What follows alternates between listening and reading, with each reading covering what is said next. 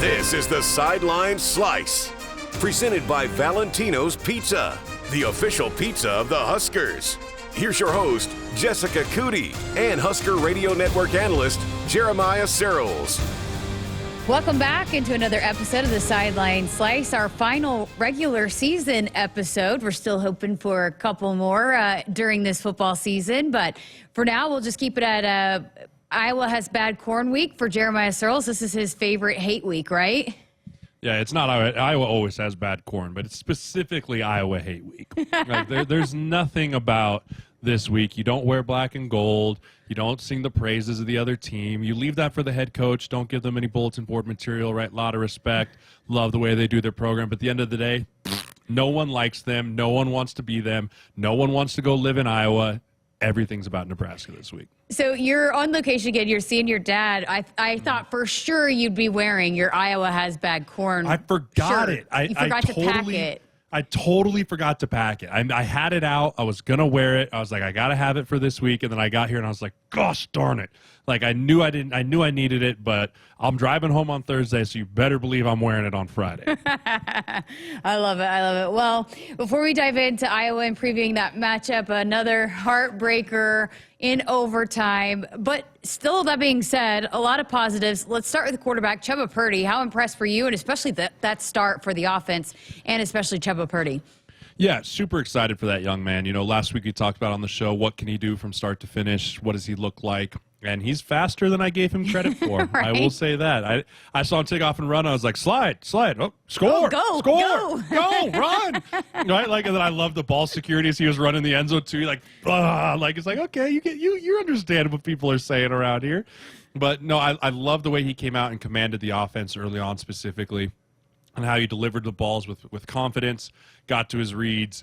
You know, but as the game went on, I felt like he was going a little bit more towards first read's not there, tuck and run. And there was some guys that did come out open. Overall, I thought the protection was pretty good. But I think he earned enough to continue to be the starting quarterback going into this week. I'd like to see him go again because guys take big jumps from, we talked about at the beginning of the season, week 1 to week 2, right? Guys take huge jumps. I'd like to see the jump that he can take from first start to second start and see if he can learn and grow from some of the mistakes that he made and continue to do things well that he did in that first game. So really happy for him, good, happy for that young man, and he looks like a quarterback that's going to be in the mix for us in the future. You know, outside of Colorado, maybe that was the loudest environment, especially when Wisconsin got back in it, and in the second half, probably the most hostile environment that they've been in, Nebraska. So overall, how did you feel like the offensive line handled it and the protection and all of that? Yeah, I thought protection for the most part was pretty good. You know, I thought he had a clean pocket and a good amount of the time. And the run game, actually, there were some good holes that popped up. Emmett Johnson and Grant, I thought, ran really well.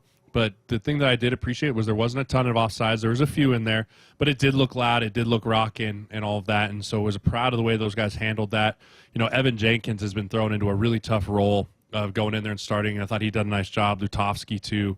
Got to sing some praises for the backup O-linemen that come in and get thrusted into a starting role and have to perform. And for the most part, they've done a nice job. And that's just a hats off to Coach Raiola and all the things he does to help prepare these guys on a week-in, week-out basis to just stay ready and be ready. So proud of them and the way they go. I think we need to continue to lean on those guys. You know, the speed option game was there with Chubba Purdy as well, which adds a nice little wrinkle element. But guys pulling and moving and going around, I'm liking the way this run game is starting to shape up for this Husker offense. Could be an even thinner running back group on Friday, as Anthony Grant left the game, did not look good. We're not sure about his status, but if so, it's Emmett Johnson, it's Josh Fleeks, and probably going to be the freshman Quentin Ives is going to have to be called upon in this game. But here we are, another week and another tough blow for the running back room. Yeah, I mean, once he got hurt, I remember looking at my wife going, I don't know who running back number 4 is. And I was like, I'm not sure who the next guy up's going to be, right? And you talk about Fleeks being back in there. He's guys who's receiver, but that's next man up mentality. And that's what Big Ten football in November is how can we find a way to piece together our guys and get to Saturday every single week, or Friday in this case. And, you know, Iowa's going through all the same thing. Illinois has gone through the same thing. Everyone goes through it.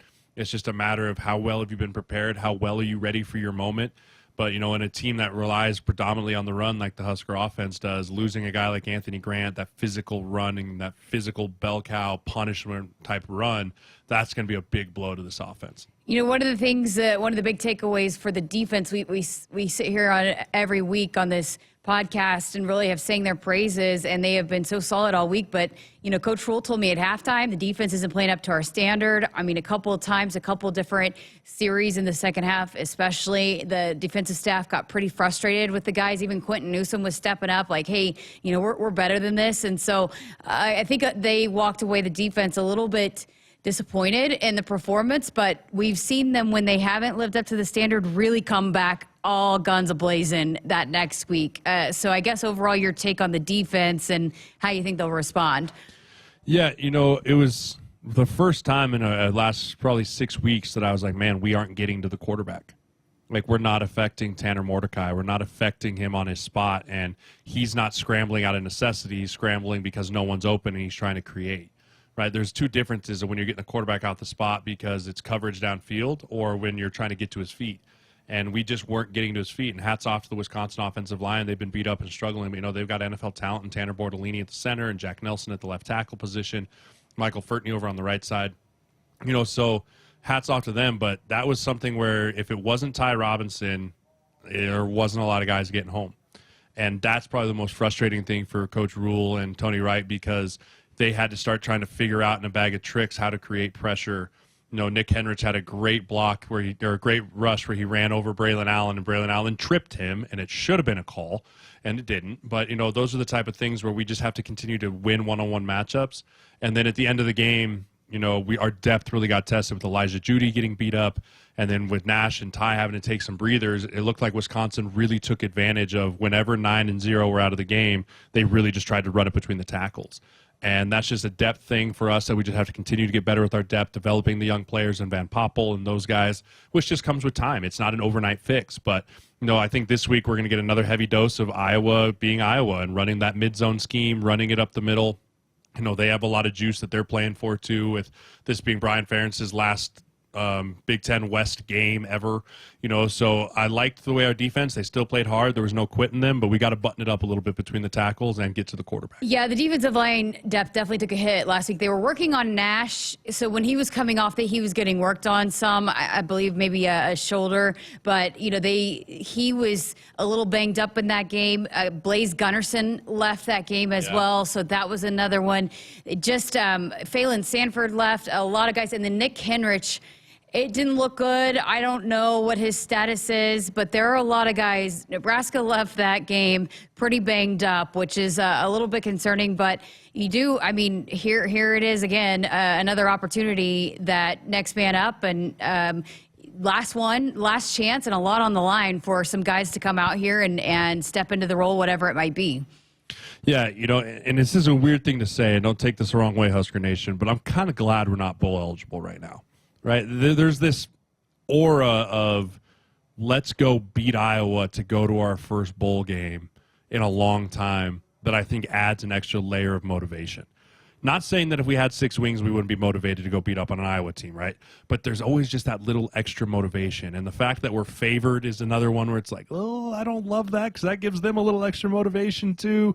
And there's all these things that go into it, but when you talk about building a culture that Matt Rule wants to build of complementary football, everyone knowing their role, everyone taking advantage of their opportunities when they're given to them, what better opportunity than Black Friday in Memorial Stadium against this cross-state rival?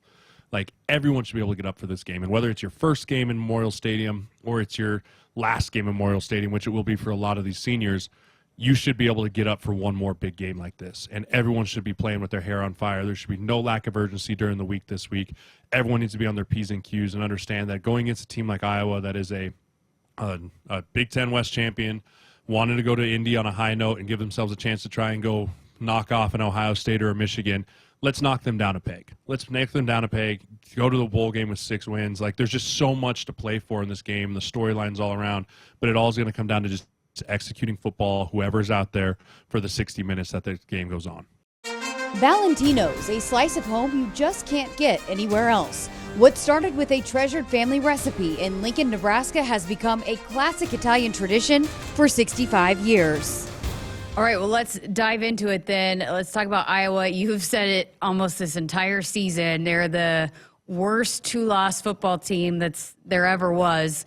But what is it? I mean, is their defense that good that allows them to continue to win games? How are they able to keep stringing these things together and to win the Big Ten West and be playing for a Big Ten title? Defense and special teams. It's a tale as old as time, right? Iowa will play defense and special teams, and you will die and you will pay taxes. Like, that's pretty much just how the Iowa football team goes, and that goes to their culture. And, I did a podcast the other night with an Iowa podcast, and Kirk Ferentz was saying in the media availability that this team, their blood pressure does not rise in the fourth quarter in a one-score game. And that's the truth. And a lot of that is because they've done it for so long. Like, they understand. Matt Rule talked about wanting to own the fourth quarter, but Iowa has owned the fourth quarter on the defensive side of the ball for multiple years now. And this team just finds ways to grit out wins every single week. And it's never pretty. It's never a blowout. It's never a, wow, look at the Iowa. It's just, they found a way to win.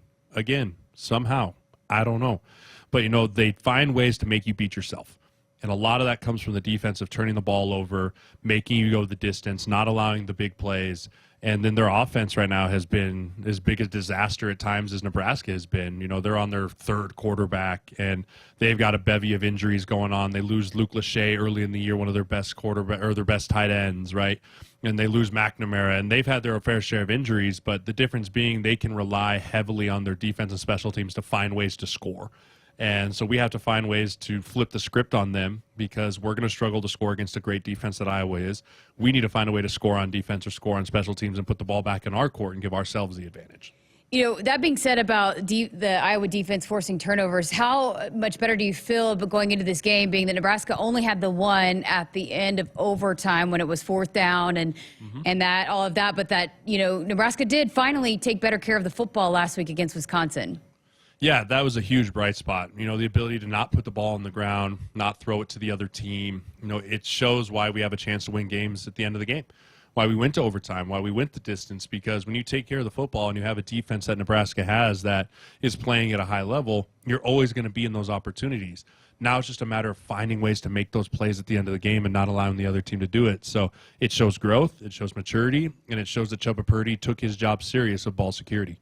Okay, so let's start just with the Iowa offense, which there hasn't been a lot of positives, but what does this Nebraska defense need to do against the Iowa offense first? Yeah, they need to make them one-dimensional, and I know that's easier said than done, but Iowa's going to run the football. It's what they've done forever. They're going to line up in 12 personnel, 21 personnel, backs and fullbacks and tight ends, and they're just going to run it right at us, right down the middle, right up the gut, and we have to find a way to get them behind the sticks. Iowa historically this year, if they're in second and long, they might as well punt, right? It's like you ain't making second and 12 up, pal. Good luck, right? So we need to find a way to win on first down and get them backed up and make this quarterback try and throw the ball. Because I was watching the game last week, and even the commentators, like in a two-minute drill beforehand, was like, they were talking like, man, does Iowa even want to let this guy throw? Does they want to, like, they're kind of worried about it. And sure enough, here comes the guy around the edge and he throws a fumble. Like, it comes out of his hand and it escapes. So I want to see us get these guys in passing situations and see if we can't have him throw us one. And then what about the tight ends? Tony White was asked about that at his press conference. What do you see about the tight ends and how Nebraska can match up defensively against those tight ends? Yeah, it's tight end you, right? You look, I feel like every NFL team I'm looking at, it's like, and that tight end from Iowa catching another touchdown, right? They understand how to develop tight ends. They're one of the best in the country at using their tight ends as great weapons. So our linebackers' eye discipline has to be great. Losing Henrich, if he's not out there, he's a veteran leadership guy. Having to make sure, making sure if it's a run fit, understanding you can't let these tight ends block you, and also not losing them in play action and getting your eyes caught in the backfield and letting those tight ends to get behind you, and they find those tight ends. In a receiver room that's not great and they don't have a ton of great receivers, they rely heavily on the tight ends, much like we do on Fedoni and Borkature and those guys, because those are just safety blankets and outlets for quarterbacks. Okay, so now let's talk then the Iowa defense and the Nebraska offense. Again, Coach Satterfield said that all three were full go in practice. They're all preparing like they will play. Whoever it is, what is going to be the biggest keys for the Nebraska offense to find a little bit of success? Again, it's not going to be a game where you have to score 35 points to win, but just to do their job and do their part for Nebraska to win this game. Yeah, I think a big thing is going to be sustaining drives, making sure that we sustain drives, not 3 and out. We can't go 3 and out against this team. It needs to be put a couple first downs together, flip the field position, right? And you talk about an offense that's struggling, Nebraska's is struggling, Iowa's struggling. Well, make them go 85, make them go 90, pin them deep, make them go the distance because they haven't proven that they can. And, so with our quarterback situation, I think we may see all 3. I really do. I think it's kind of that what is from the water boy, last game of the year, can't hold anything back now, right? Like, you want to throw everyone out there. Maybe it's Jeff Sims and Henrich and Purdy in like a wishbone formation and some type of trick play and those type of things. I think you'll see a little bit of everyone because we're going to need everyone, especially with Grant being down. They got to find ways to put explosive plays in explosive players' hands. And all 3 of those quarterbacks have shown that they've got good speed with their feet. I think Purdy's shown that he can throw the ball in the right spot. And now it's just going to come down to how do we use those guys effectively to give us the best chance to win. So last week, missed field goal, kind of an uncharacteristic performance from Brian Buschini. Of all the games, how on point does the special teams need to be in this one particular? You have to be P's and Q's. Points are an absolute premium in this matchup. I mean, I think the over-under was set in Vegas at like 24. I think it was 27.5 is what I saw. I think it dropped. I think it's actually dropped to 25, right? I mean, so that's the case. And Vegas knows, we know, Iowa knows, like the first 1 to 12 might win this football game. So if you get yourself in a position to score points, whether 3 or a touchdown, you have to execute and you have to make sure you knock the ball through the uprights in that respect. And even an extra point is going to be extremely important this week. And then on the flip side, Iowa's punter, he's been great. He's been their MVP, right? They need to put a statue of him up in front of the stadium if they win the Big Ten. But as far on our side, like Buschini, very uncharacteristic week of him. I mean, if you're downing your own punt, that's not a good thing. So I'd love to see him get back into form. He's going to get back in. My guess is, I'm not in Lincoln, but my guess is that the weather's going to be crappy because it's late November in Lincoln, right? So making sure you take care of the football, ball security, and try and do everything you can to lock those dudes deep because Cooper DeJean is hurt. So that returner that they've had that's been very dangerous, he's not back there, right? Pin them deep, see if a returner, give him a wobbly one, give him something that's maybe going to make him muff that thing, give us a chance. Why do you think Nebraska's favored? Because it's home. I think if this is Kinnick, they're favored. I think because it's in Memorial Stadium, we're favored. I mean, when you talk about a coin flip game with 2 teams that look similar on paper, I know the records aren't the same, but they look very similar on paper as far as defensive categories, statistic-wise, offensive categories, statistic-wise. Like, I think if they looked at this game and went, home game, coin flip, Nebraska. You alluded to this earlier, but it's an emotional day on senior day, and your last time running out into the stadium and knowing that it's going to be your last time, whether you play in a bowl game or not, this will be your last time playing in the stadium. But then you add on top of that something to play for in this. I mean, the last 3 years we've been sitting here doing this podcast on senior day, and there hasn't been a bowl game on the line to play for. What does that add? And I know you never experienced that because you always had that locked up, but I mean, how much more does that add to the emotional part of it when it's senior day, and then now this is on the line with it? And then on top of that, oh yeah, by the way, it's Iowa. Yeah, there's a lot of emotional capital that's going to be put into this week. The biggest thing is trying to do what Matt Rule tells these guys all the time. It's 1-0, right? You have to approach this game the same way. And if you can use the other outside influences as motivators and things during the week of an extra incentive to maybe I'll watch 1 more hour of tape instead of play Call of Duty, or I'm going to get that 1 extra lift in to make sure my body's right, that 1 extra treatment session, because there is so much on the line. As long as you're using it for that kind of stuff and you're not using it for it's 3rd and 8 in the 3rd quarter and you're thinking, man, I can't make a mistake because we need to go to a bowl game, right? Like, those are the type of things that can't happen. It has to be all positively. And that just comes with playing in more games that mean more things, right? I mean, we talked about it when we went on our win streak there. Every win gets more important. Well, we're on a bit of a losing streak now. We got to find a way to right the ship, find a way to make things the right way. And what better way than senior day with the emotion to go play for those seniors, the guys that have been here through so much struggle between Scott Frost and then now a new rule era. What better way to send those seniors out on a high note in Memorial Stadium with a win against the poop town against Iowa?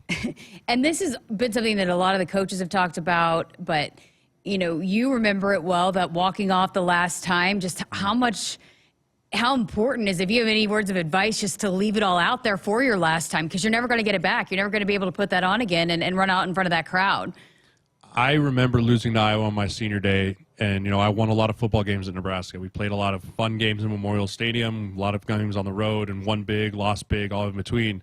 The loss to Iowa on Senior Day still digs the most in my craw. Like, it still is that one that sits there like, man, that would have been the one to watch them carrying the Heroes Trophy off of our field back to their place after beating them the year before. It just still doesn't feel good.